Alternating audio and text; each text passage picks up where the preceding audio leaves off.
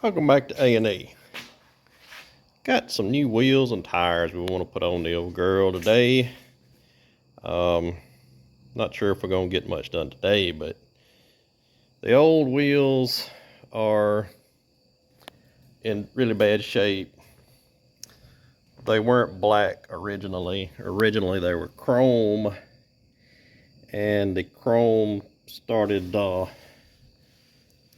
flaking off and coming off in pieces, and someone started just spray painting them black.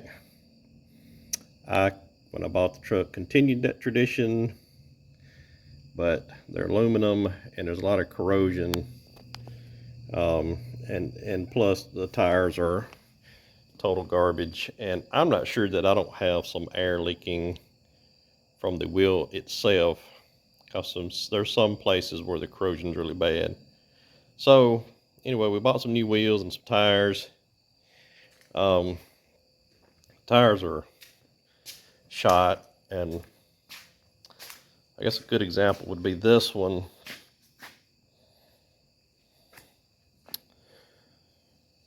I don't think that's supposed to be like that. Big hump on this side, low on that side. Just looks strange. You think I could still run that? Don't think so. So, I bought some tools that you're supposed to be able to, dismount and mount a tire easily with these tools. So, we're gonna give it a shot. First thing we gotta do is we're gonna take the valve stem out of this tire, get all the air out of it. Then we're gonna get our new fancy tools and see if we can't dismount this tire. Since I'm replacing the tires on the wheels, you might say, well, why do you bother? Well, I got the tire pressure monitoring sensor that it is banded to the inside of the wheel. It's not one of your valve stem sensors. So I got to dismount this tire to get to the sensor. I'm gonna put the old sensors on my new wheels. I got some new bands. Never done that before, so we're gonna all see this together. First things first, we are going to get the valve stem out of this tire and let the air out of it.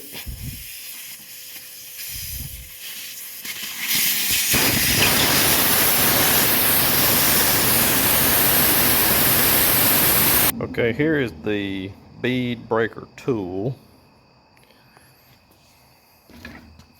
You are supposed to be able to put it like that, stand on this part, maybe bounce a little bit, and it's supposed to break the bead on that tire.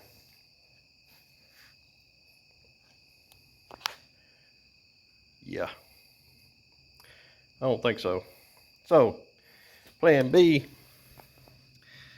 got our bottle jack. We're gonna push this thing off the bead. Got it started over there. It just won't go ahead and pop, so we're just gonna keep working it around, and I will eventually get that tool underneath the lip of this tire to get it off, but gotta break the bead first.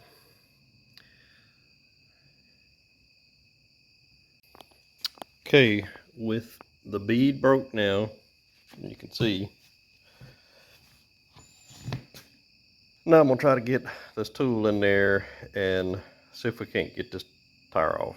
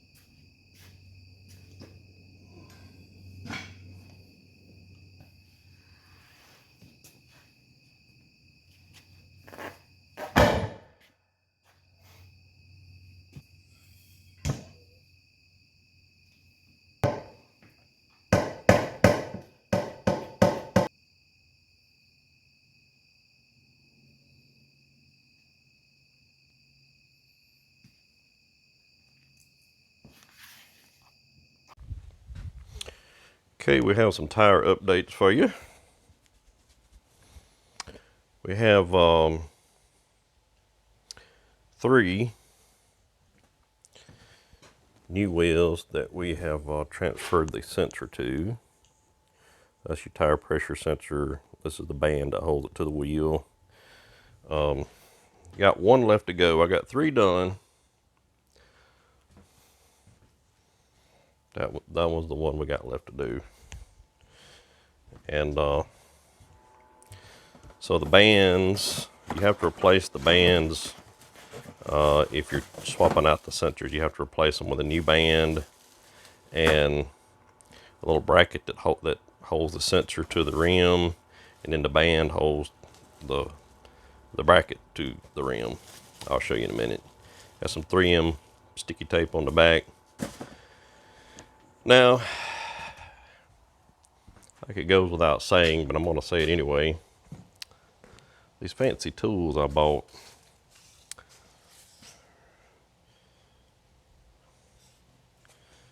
I mean, they don't work. Let me rephrase that. They don't work for these tires. They may work for a thin ply, passenger car tire. They don't work for 10 ply, 35-inch truck tires. So how am I doing this?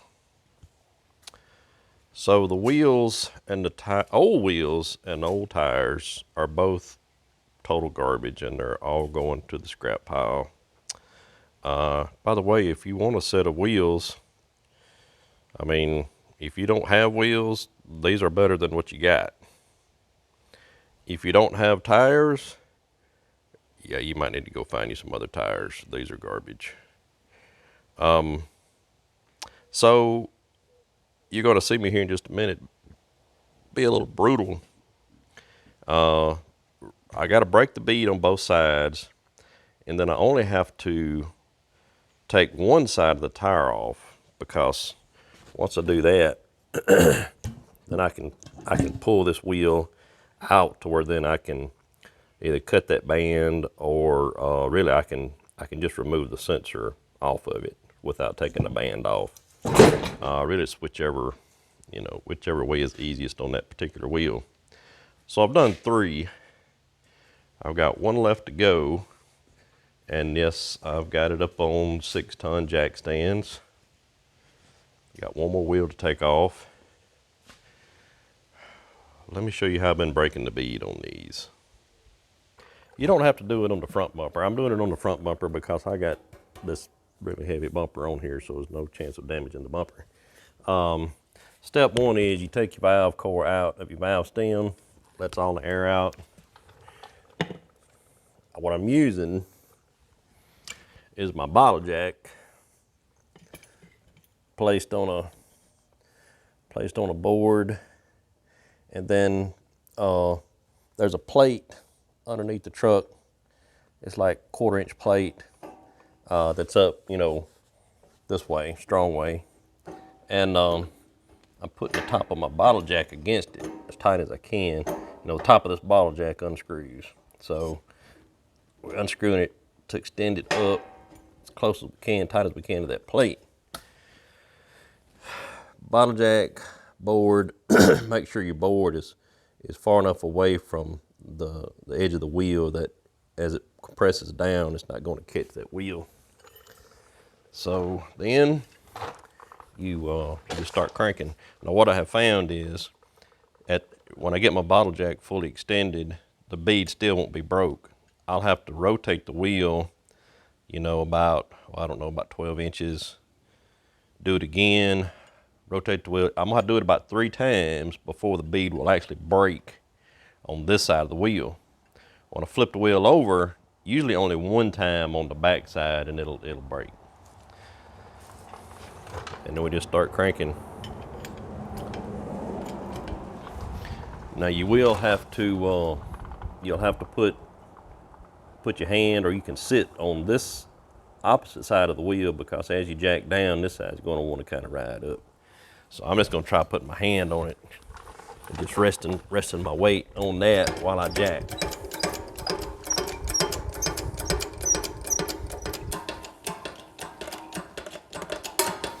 So you see the board going past the edge of the wheel, and I can hear it. You can hear it as it's kind of, you know, breaking loose, but it will not break loose on the first or the second time. You'll have to rotate it 3 times. Well, you'll rotate it twice. You'll jack 3 times. All right, and you can hear that sound that it makes when it's bottomed out. Release the jack.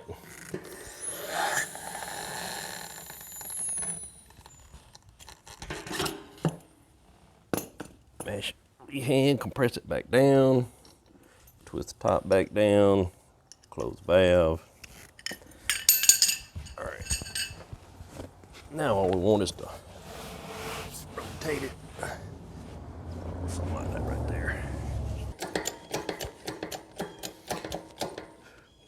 You may ask, why in the world would you not just take it to the tire shop and get this done? You know, I've been asking myself that question here lately, like in the past hour or so.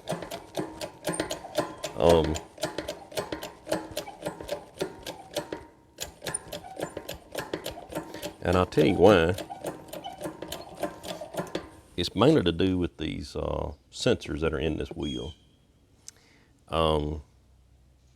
If it wasn't for that, I would have just, you know, probably driven the truck with my new tires and wheels in the back and said, hey, just mount the new tire to the new wheels, slap them on for me. But they don't want to use these banded sensors at the tire shops. They want to use the valve stem ones, because they can charge you more for those, plus they charge you for the programming. And these are already programmed. I don't need that. And I have a trigger tool for these sensors in case they do need to be triggered, but I don't think so. If they do, and my tire pressure light comes on in the cab, then I'll use my trigger tool. All right, she's bottomed out. So I think one more time, I think this thing will break. Okay, I'm fairly confident that it's going to break this time. This will be the 3rd time. All right, there she goes. You heard that? You heard that, right? All right. So, all we got to do now is just stand on it and see if we can't push this bead off. There we go. All right, she's off on that side. What we're going to do, it should just take one time on the back side.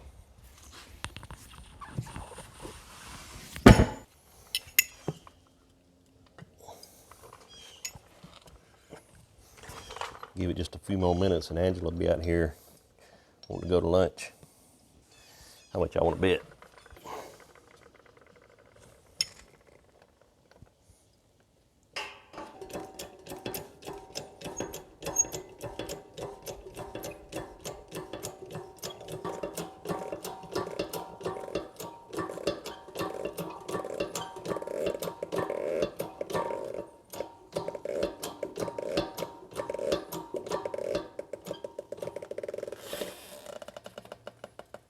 And there was the back one.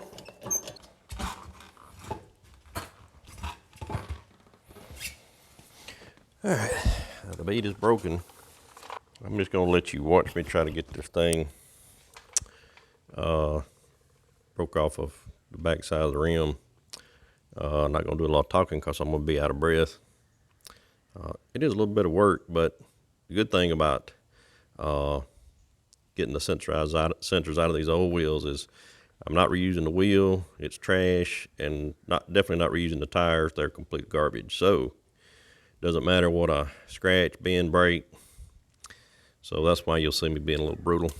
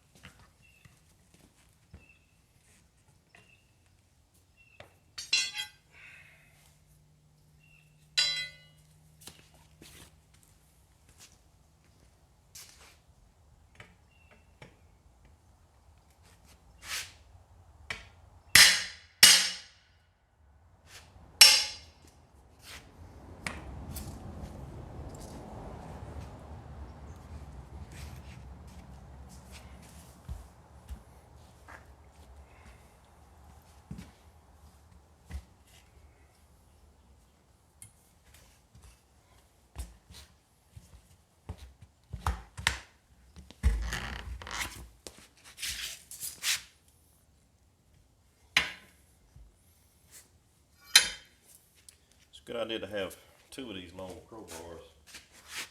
Helps. That way you can kind of swap them out.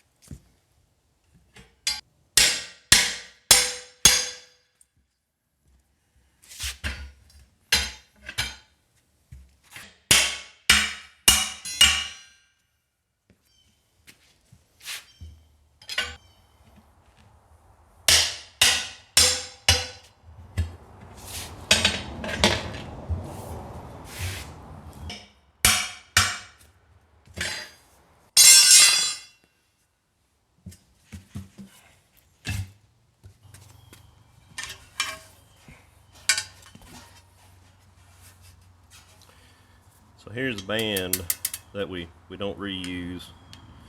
The sensor, first thing, there's a little plastic clip. You take off. We're going to reuse that, so don't lose that. And then this little clip on the end, you got to pry it off.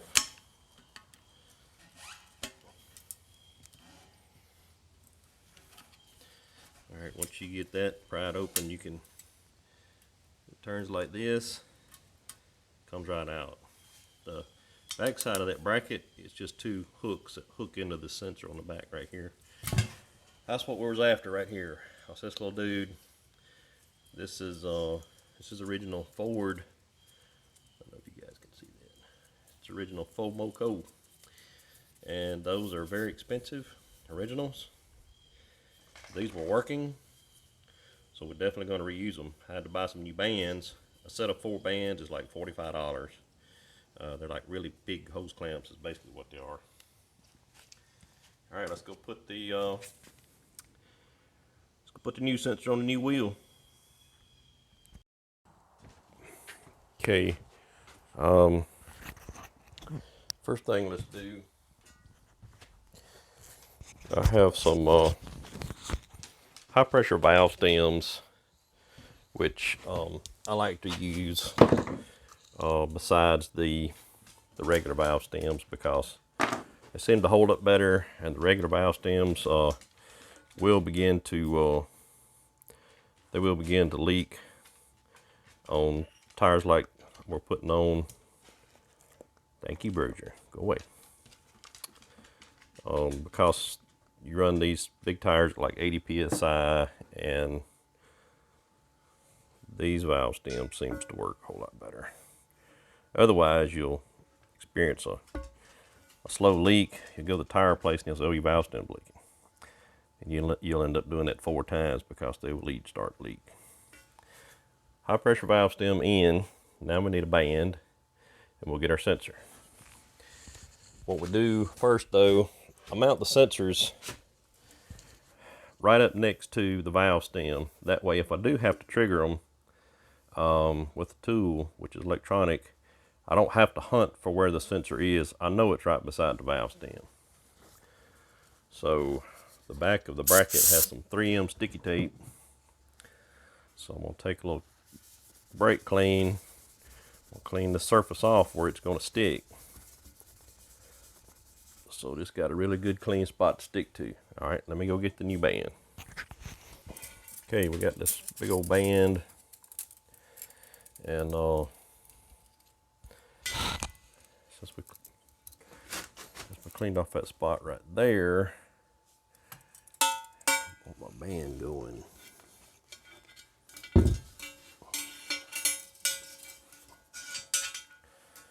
And my band's something like this.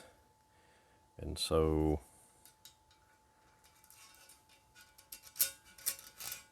this just slides along this band here. Of course, till you get it tight, then it don't slide. But you first have to, before you can start tightening this band up, you got to take this this side of the sticky tape off so it actually stick.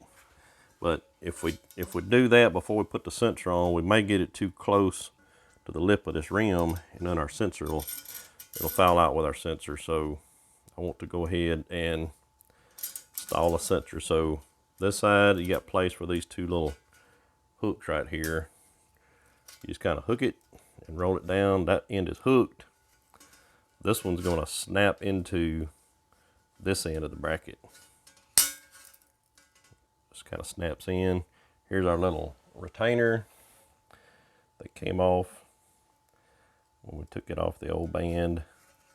And you just slide one end in, the other one will snap in place. Your sensor is now firmly attached to the little bracket. And now we're going to take this adhesive, the protect the strip, you know, it's like a sticker. Throw that away. And we're going to want it to stick as close to this lip right here without actually touching it.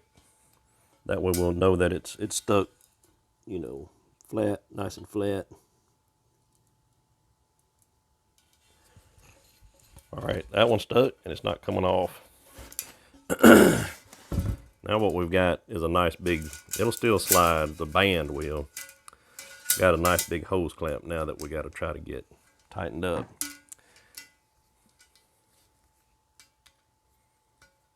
Get it started. If you ever used a hose clamp, you know what I'm doing.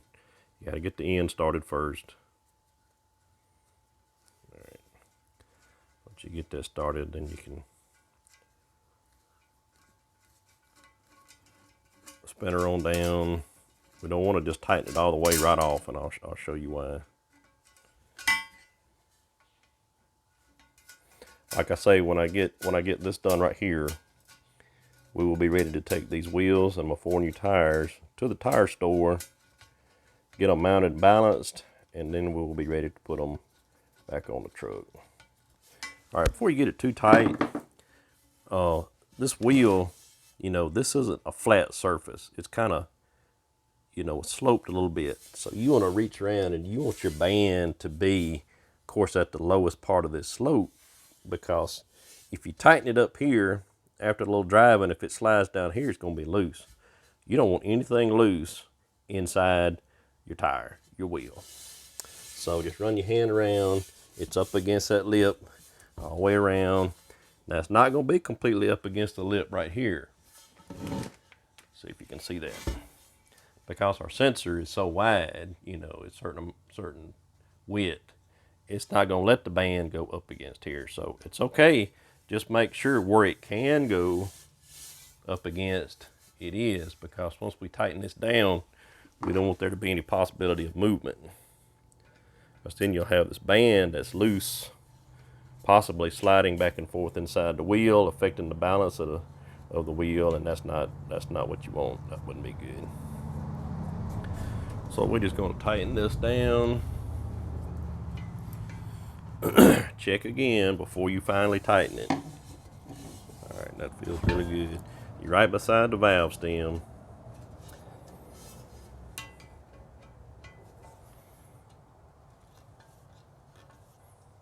Now you don't want to tighten it so much that you strip the little clamp.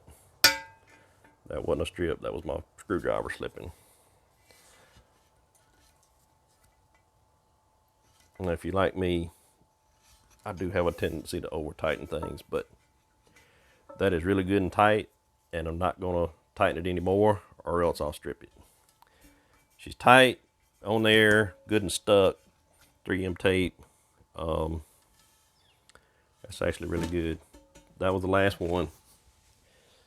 So the most challenging part of the whole job is over, and that is getting the sensors out of the old wheels and onto the new ones at no additional cost to me, you know, other than a little bit of hard work. The cost of those, you know, Spice Egg Roll brand tools, that they look great on the video where the guy was using it on this tire that was probably a very, very thin ply, and he had already had it on and off about 10 times that day and had it so lubed up he couldn't hardly hold on to it. So anyway, it's all fine. They weren't very expensive. Both tools was $100, you know, altogether was $100, which should have told me something in the beginning. You know, you got these professional tire tools that that are $100, made in China. Yeah, I know. I should learn my lesson by now. Anyway, let's take it to the tire store and let's see them putting these things on. Hopefully they don't scratch my wheels up too bad.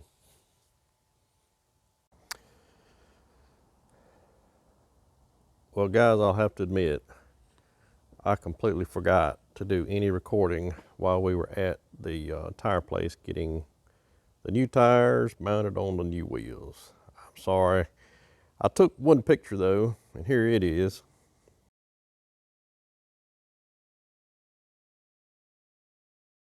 So here's what the truck looks like with the new wheels and tires on. Let me know what y'all think about it.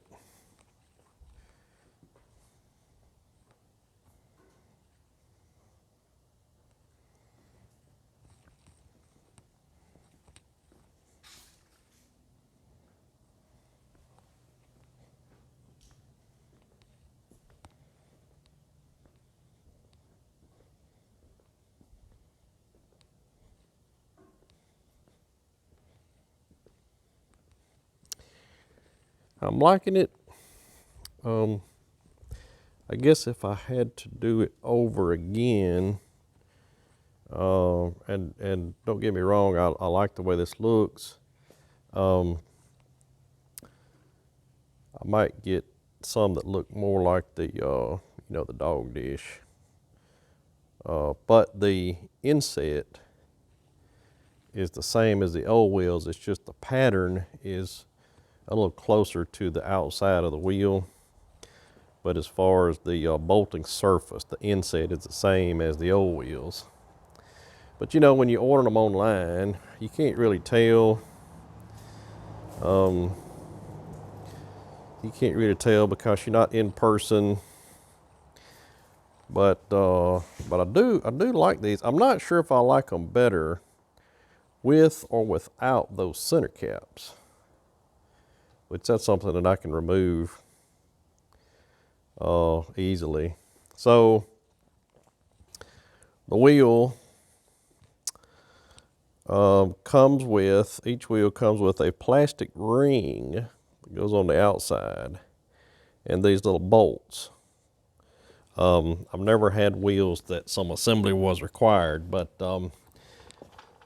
after you've gotten back from the tire shop, after the tires are mounted to the wheel, and after you've got the wheel on the vehicle, you put that plastic ring on there and you start, don't tighten, you start each one of those bolts.